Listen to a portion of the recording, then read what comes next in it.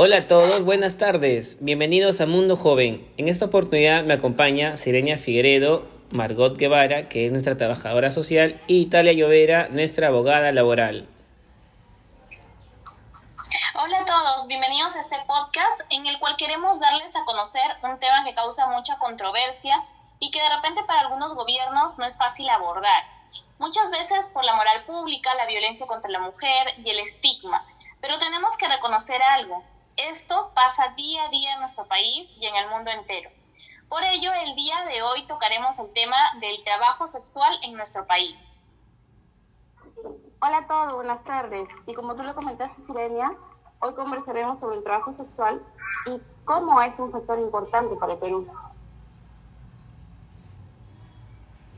Es correcto, Italia, y oportuno que empecemos esta tarde hablando acerca de los motivos que atraen a las mujeres a ingresar a esta actividad. Estos pueden ser muy variados, les comentaré, como el desempleo, la pobreza y condiciones de vida, la violencia de desintegración familiar, el abuso sexual, madres solteras, ninfomanía y la baja autoestima, entre otros. Exacto, Margot. Yo concuerdo mucho contigo y creo que encontramos más abuso sexual en los menores de edad, ya que dañan su autoestima ingresando a este mundo sin conocer mucho del tema. A esto podemos sumar que en muchas ocasiones quedan como madres solteras y sufren mucho de carencias económicas. Italia, cuéntame algo, ¿qué nos puedes decir respecto al tema? Bueno, te comentaré que en nuestro país la prostitución no es considerada un delito o una falta grave.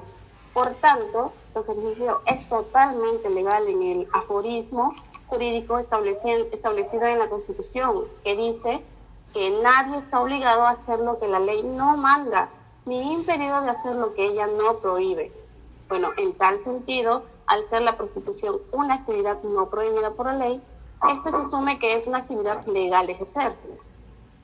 Sin embargo, dicha legalidad no alcanza para aquellas personas que promueven, favorecen, facilitan o lucran con la sustracción de las personas, obligando a ellas, a las mujeres, a la prostitución sin su consentimiento. Por ello, nuestro ordenamiento jurídico creó normas que penan y prohíben los actos ligados a la prostitución forzada, que vulneran los derechos fundamentales de las víctimas. Es necesario mencionar que la sentencia del Tribunal Constitucional, recaída en el expediente, si mal no me equivoco, número 072-2005-ATC, donde en su fundamento 47 precisa que el caso de autos sobre el reportaje que buscaba demostrar la prostitución y el billetismo nacional, por lo cual consideraron necesario contratar los servicios de una bailarina, la querellante, para que realice el acto carnal sin autorización legal para hacerlo. Es por ello que cabe preguntarnos en este momento si la prostitución es legal en el Perú. Y dime, ¿en qué aspecto podríamos de repente entender que se requiere una autorización legal para realizar? Bueno, de conformidad con lo que ya les mencioné, se resalta que en el Perú la prostitución ilegal no existe. Sin embargo, ello no siempre ha sido así, puesto que en el gobierno representado por el expresidente Augusto B. Leguía, en 1924, se promulgó la ley 4891, también conocida como la ley de vagancia, la misma que estuvo por un periodo de 62 años vigente. En ella se estableció que las mujeres que tenían la condición de prostitutas de profesión, también conocidas como meretrices de profesión, debían solicitar su carnet de prostitutas y cumplir con una serie de requisitos, y además protocolos de salud, de higiene, decoro público, licencia, permisos policiales. Caso contrario, serían estigmatizadas y castigadas como vagas, prohibiéndoles o inhabilitándolas para prestar el servicio sexual. Incluso serían sancionadas con pena privativa de libertad no menor de 1 año ni mayor de 5. Por ello, ante el incumplimiento de la referida ley, se creó la figura de prostitución clandestina o ilegal. En suma, la prostitución ilegal es aquella que se realiza sin cumplir con las normas dispuestas por los gobiernos locales o regionales.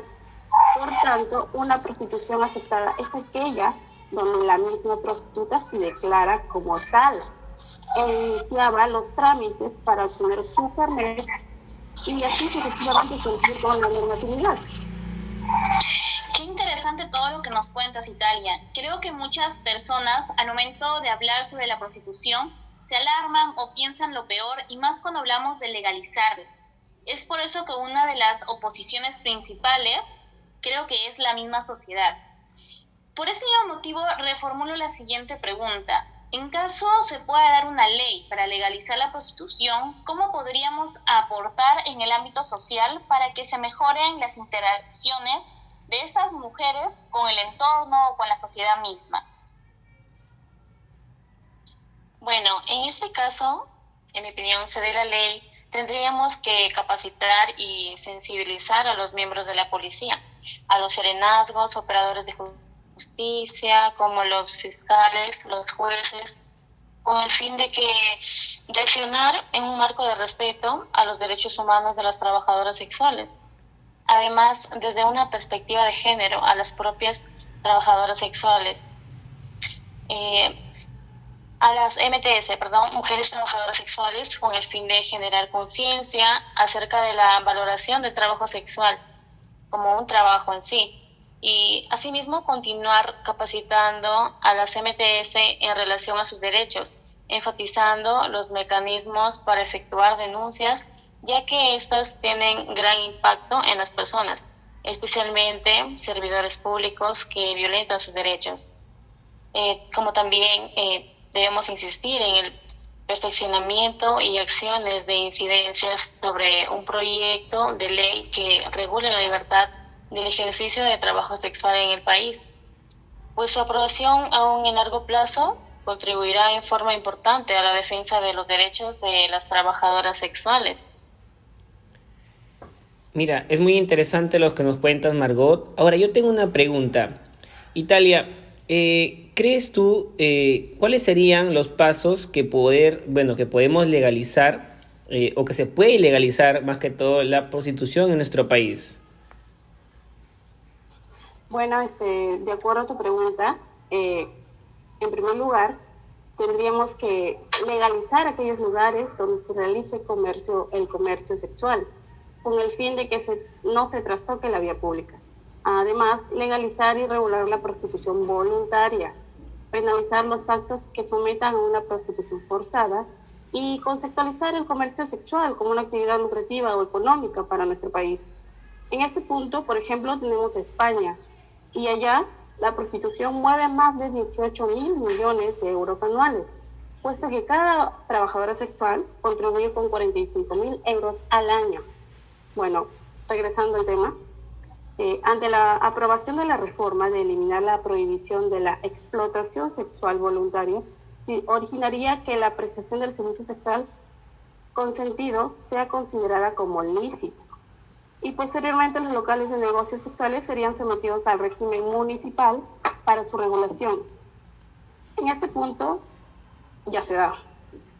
Asimismo, el Estado debería incrementar la pena privativa de libertad para todo acto que incurra en cualquier modalidad de trata de personas, como la explotación sexual, el proxenetismo, el tráfico de personas para fines sexuales contra su voluntad, y elevar la pena para quienes formen parte de organizaciones que incentiven por medio de engaños u obligando a ejercer prostitución a mujeres, a niños y adolescentes.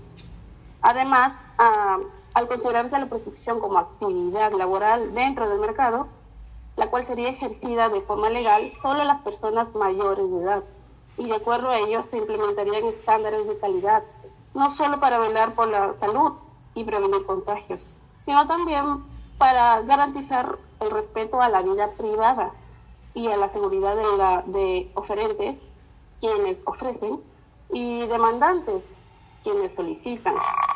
Ahora, el tratamiento administrativo del trabajo sexual en nuestro país ha optado por insertar dentro de la legalización el modelo reglamentarista y abolicionista, puesto que toda persona que haya o hayan sometido a la prostitución y resulten afectadas por vulneración de sus derechos deben ser rehabilitadas.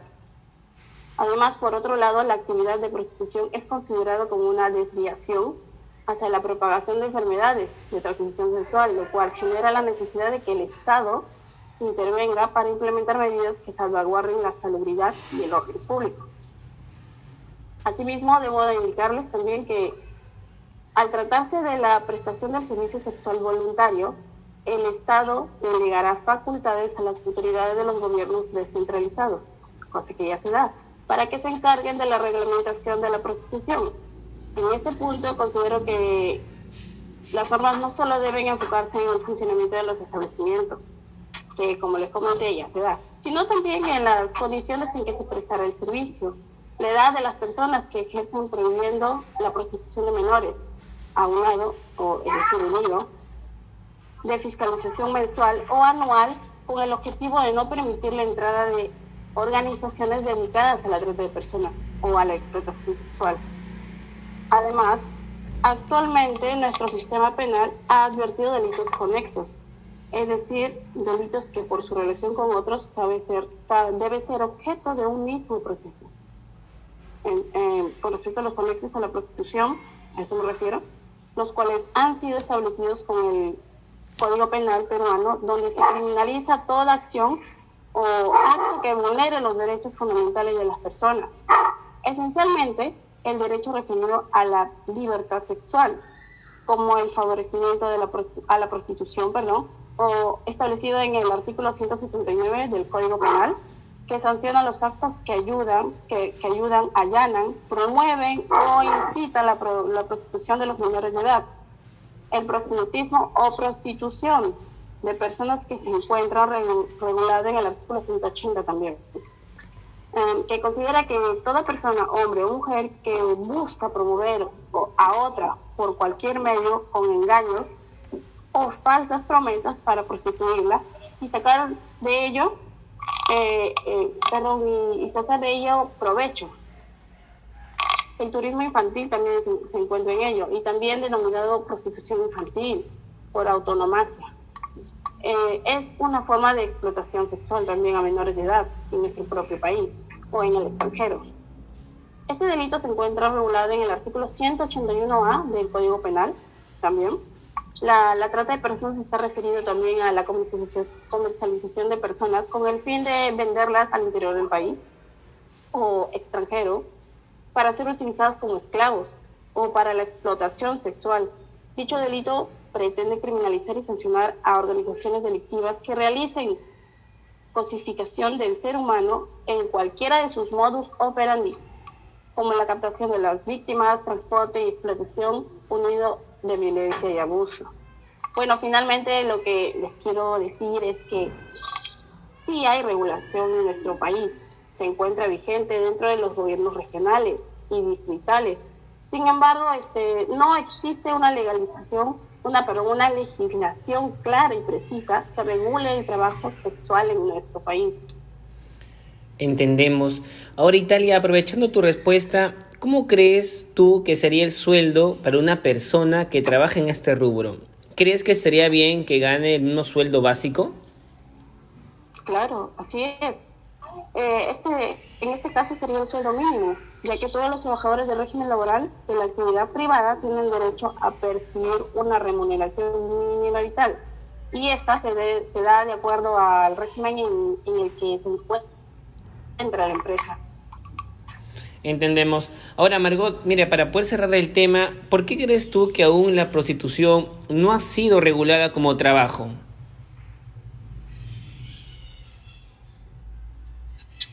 Respecto a tu pregunta, las trabajadoras sexuales tienen derechos como cualquier otro trabajador, como cualquier otro ser humano. Asimismo, también tienen familia, tienen hogar, sueños, esperanzas y una nueva lucha para que les sean reconocidos e incluidos dentro de políticas públicas y legislaciones sus derechos, y lucha para que no sean estigmatizadas. Puede ser, en otras palabras, el Estado a lo largo de los años se ha mantenido reacio a la legalización de la prostitución, hecho que ha traído como resultado la violación de los derechos fundamentales de quienes desarrollan esta actividad. Derechos a los que toda persona, por el simple hecho de serlo, debería tener acceso, como el derecho a la igualdad, a la dignidad, pero sobre todo de los beneficios y obligaciones derivados del derecho al trabajo. Entre estos se encuentran gratificaciones, compensación por tiempo de servicios, sistema de pensiones y el más relevante, el seguro social de salud. La práctica de la prostitución genera sumas importantes de dinero. Sin embargo, debido a que el Estado se ha mostrado renuente a la regulación laboral de las trabajadoras sexuales, es que no solo priva sus derechos laborales a estas mujeres, sino que también es el mismo Estado el que indirectamente está resultando perjudicado, ya que producto de la ejecución de este oficio podría cobrar interesantes sumas de dinero por concepto de recaudación tributaria.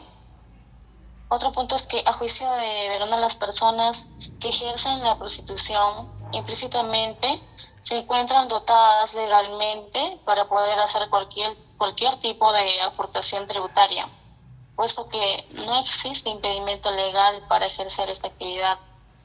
No obstante, sería injusto que contribuyan tributariamente sin recibir ningún tipo de beneficio social.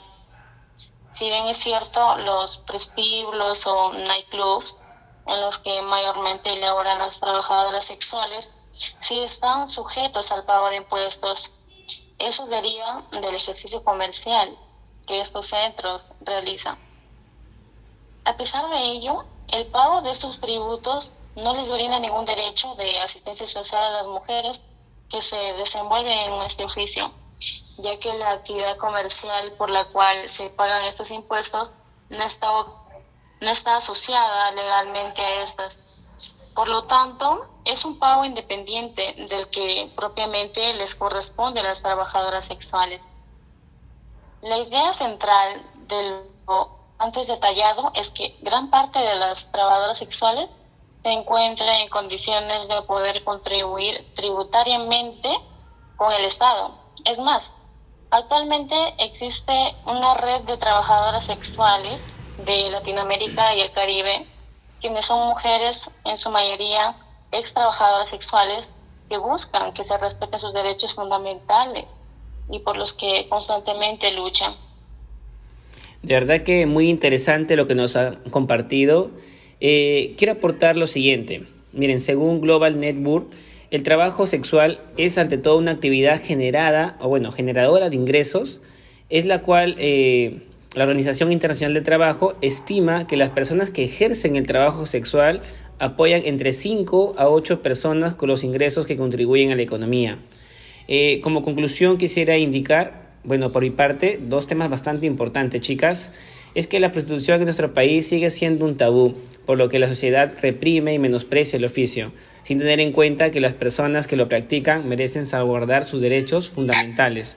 De la misma manera, tienen derecho a tener las mismas condiciones laborales que cualquier otra labor física o intelectual, y por lo tanto es importante que el Estado evite la vulneración de los derechos laborales. Y como una segunda propuesta que hemos visto, es que pretenden brindar un seguro de salud a las trabajadoras sexuales que serán financiados por los mismos consumidores del servicio prestado. Pues ya los has dicho tú, por el tema de los nightclubs, o en caso por las mismas trabajadoras. Todo ello con la finalidad de proteger los derechos fundamentales de ellas mismas. Exacto, Rodrigo. Por esto mismo es que la Declaración Universal de los Derechos Humanos sostiene que toda persona tiene derecho al trabajo, a la libre elección de su centro laboral, a condiciones equitativas y satisfactorias y a la protección contra el desempleo. Por último, concluir que existe la necesidad de implementar un sistema asistencial de salud dirigido a las trabajadoras sexuales. Esto requiere la atención urgente del Estado, porque si bien estas mujeres no son consideradas aún como trabajadoras por el derecho laboral peruano, eso no quiere decir que permanezcan bajo indiferencia del Estado. Esperemos de que puedan tomar alguna de estas ideas y ponerlas en práctica para que esto pueda mejorar, ¿no?, con el paso del tiempo y se pueda ayudar a estas trabajadoras. Muchas gracias por acompañarnos compartiendo sus opiniones sobre este tema. Muchas gracias. Hasta otra oportunidad. Gracias a todos, chicos. Nos vemos en la próxima. Igualmente, chicas, muchas gracias a todos y al público que nos ha acompañado, y quiero invitarles a la siguiente podcast, el cual será un tema más interesante al que hemos tocado. Gracias a todos.